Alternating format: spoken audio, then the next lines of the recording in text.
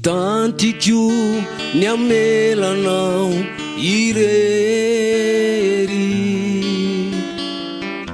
tsy tiako nefa de voatery ao, tsy maintsy atrika ny hoaviko ao, ka andeha azoriny anao, ka za miaotrao, fa eo tsy hoetsony ao, mbola iverina tsy ela.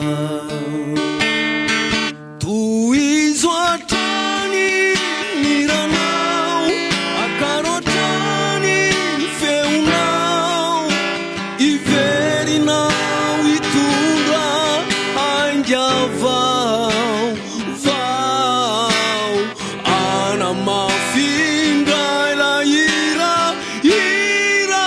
fa izay, lay kalokalo tsikiriny, tsy janonela miao faza manay.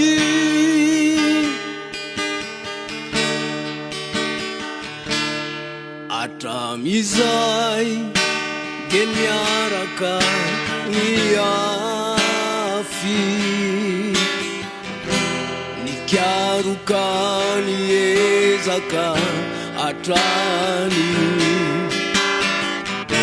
fa ho tsy saraka intsony.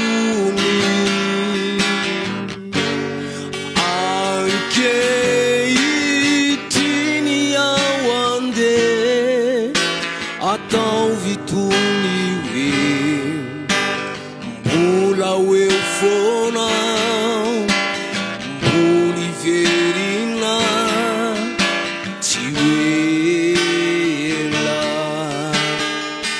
Tohizo hatrany ny ranao, akaro hatrany ny feonao, iverinao hitondra haingavao vao, anamafindra ela ira fa izay, lay kalokalo tsikiriny, tsy janonela miao faza manay, iverinao hitondra haingavao vao,